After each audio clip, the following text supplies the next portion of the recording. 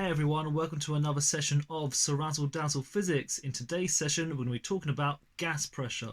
So we'll start off with the following scenario. Check this out, guys. Okay, so here I have a container, and inside the container there is a gas. So let's draw a couple of molecules, floating around. So let's draw them. Here we go. Yeah, here are a couple of molecules. And because it's a gas, they're moving around in different directions. So random directions they're moving around. Okay, so this is a gas. The particles are moving around in random directions. Okay, yeah, so the particles are moving around and whizzing around our box. Right, the question is the following. Why is there pressure inside this box here? Why is there pressure? Well, let's talk about it in terms of the particles movement.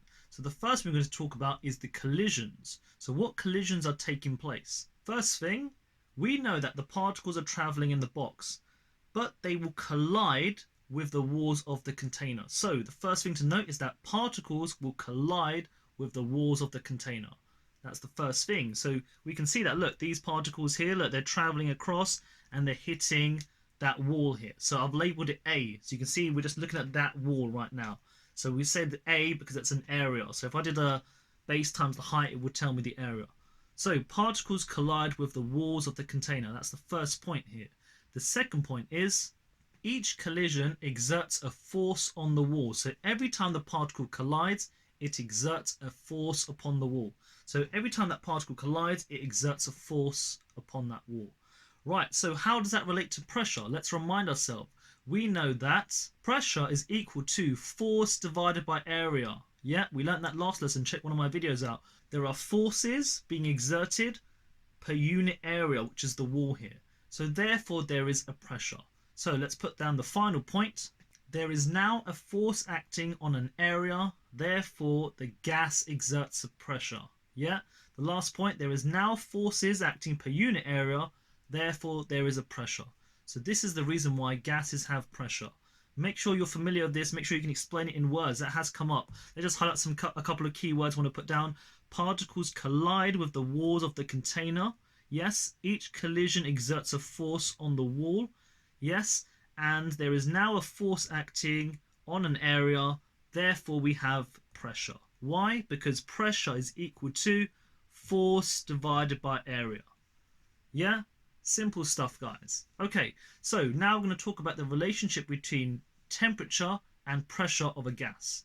So what exactly is the relationship between pressure and temperature of a gas? Well, think about it. Let's just say we have another box of a gas here, and let's say I was to heat this up. So I'm going to apply some heat. So there we go, apply some heat over here. Yeah, so we're going to increase the temperature. What happens? So obviously, what's going to happen, there's going to be a transfer of energy taking place. So what happens is, the particles will gain kinetic energy. So think about it, if you heat up the actual gas here, those particles which are already moving around, they will gain kinetic energy and they'll move around faster. Yeah, so if you heat it up, the gas, they will gain kinetic energy and start to move at higher velocity. So it'll start to move around faster all over the place. So the particles will gain kinetic energy. So if you increase the temperature, the particles will gain kinetic energy.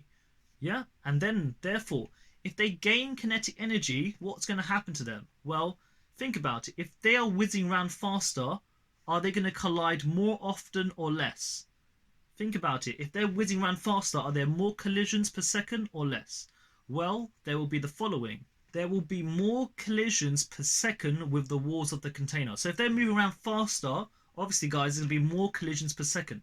If there are more collisions per second, what's going to happen to the amount of force exerted in a given unit of area? Yeah, what's going to happen to the amount of force? Think about it. So we should hopefully be familiar with the idea that there will be more force exerted per unit area. So logically, if we increase the temperature, the particles gain kinetic energy, they collide more often, and therefore there is more force exerted per unit area. So what happens to the pressure? Well, think about it. If they're colliding more often, what's going to happen to the pressure? There's more force per unit area. Therefore, the pressure will increase. So the pressure will increase.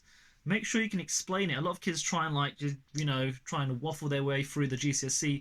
Make sure you can explain it in terms of all these key words. So from the top, pressure and temperature.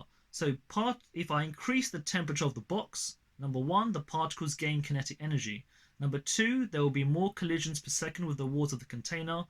Therefore, there will be more force acting per unit area in a second, and therefore the pressure will increase. So the relationship is going to be, if I was to increase the temperature, the pressure of the gas increases. So as the temperature increases, the pressure increases of a gas.